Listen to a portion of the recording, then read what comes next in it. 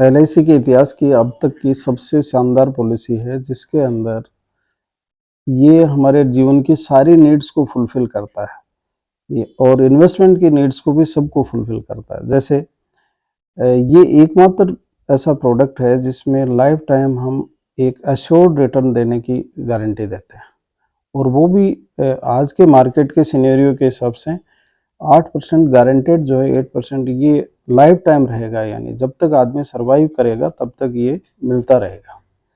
इसके साथ साथ ये एकमात्र ऐसा प्रोडक्ट है जिसमें हम लाइफ टाइम रिस्क कवर देंगे।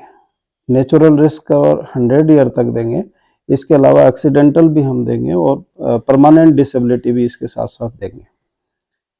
एक खूबसूरत बात इस प्रोडक्ट की ये भी है कि इसमें हम प्रीमियम पेइंग टर्म जो है वो अपनी चॉइस के हिसाब से रख सकते हैं। चॉइस में आपके पास 15 साल की चॉइस है, 20 साल की है, 25 साल है और 30 साल है, ये आपके पास इसकी चॉइस है।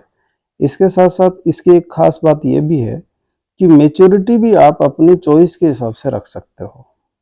आप चाहें जिस एज ग्रुप में, जो पीपीटी कंप्लीट होने के बाद आप 5 साल बाद, 10 साल बाद, 15 साल बाद, 20 साल बाद, 25 वर्ष बाद, जब भी आप इसको लेना चाहें आप ले सकते हैं, ये आपके पास ऑप्शनल है। दूसरा, ये एकमात्र ऐसा प्रोडक्ट है जो आपका वेल्थ क्रिएशन का काम भी करता है।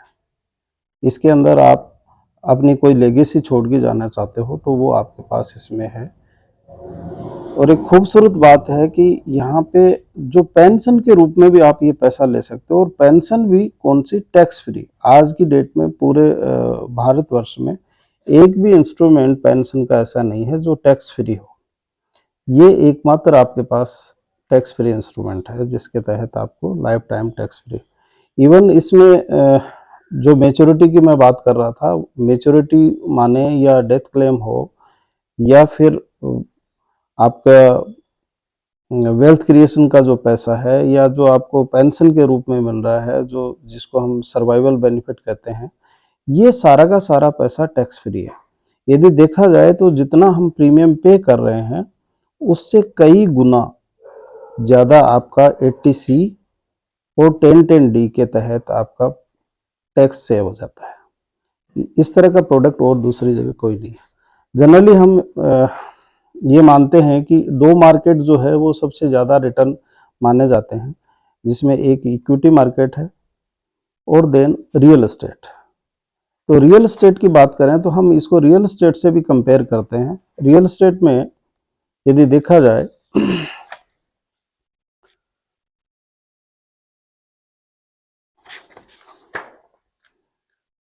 तो आज के सिनेरियो में, जैसे राजस्थान की कैपिटल में हम रह रहे हैं, जयपुर की बात करें तो जयपुर में यदि कोई प्रॉपर्टी बाय करता है और उसका पर्पस यदि रेंट है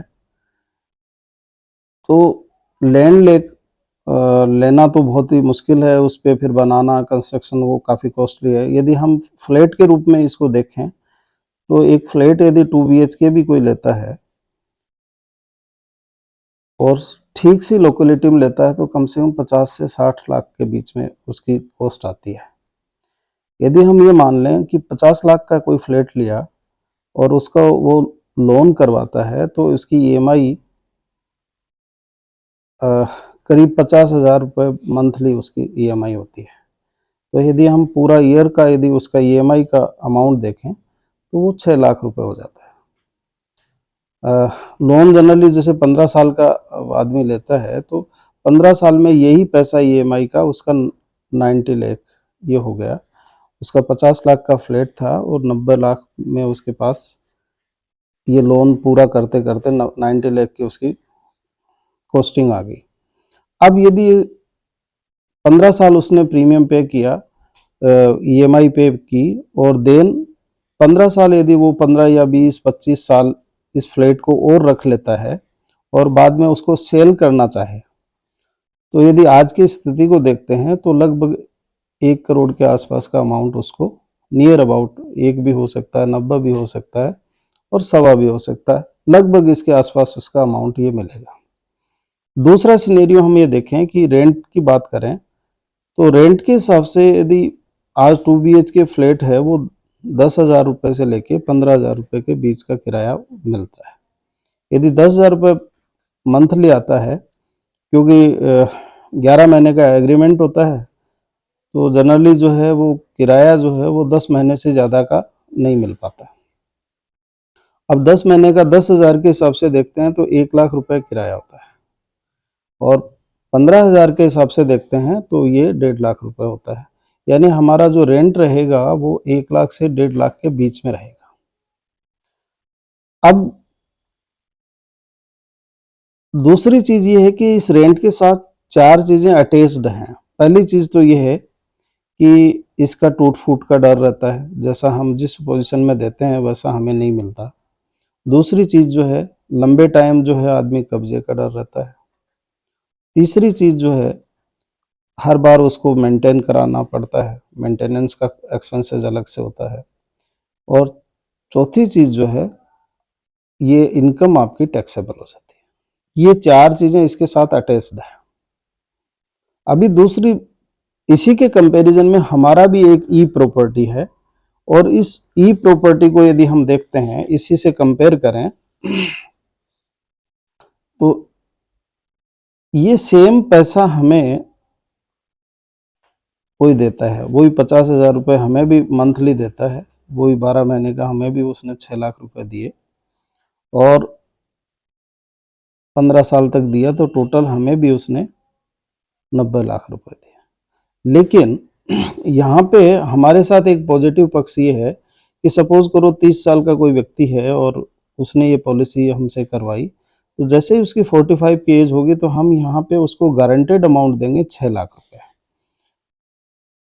46 में भी हम 6 लाख रुपए देंगे, 47 में भी 6 लाख रुपए देंगे, 48 में भी हम सेम अमाउंट 6 लाख, 49 में भी 6 लाख। यानी कहने का अर्थ ये है कि हम ये, यदि कोई व्यक्ति 100 साल तक सर्वाइव करता है तो 100 ईयर तक लगातार देंगे। लेकिन हमें मान लें कि कोई 80 तक वो सर्वाइव करता है, तो हमने करीब करीब ये 35 ईयर तक हमने पैसा दे दिया, एवरी ईयर 6 लाख। तो टोटल जो है अमाउंट है वो 2 करोड़ 10 लाख रुपए हमारा यहाँ हो गया। अब इस 2 करोड़ 10 लाख रुपए का ये सारा का सारा पैसा टैक्स फ्री है, और यहाँ 80 की एज पे उसको करीब करीब 4 करोड़ 80 लाख रुपए यहाँ पे उसको एक वेल्थ क्रिएशन के हिसाब से भी उसके पास अमाउंट रह गया।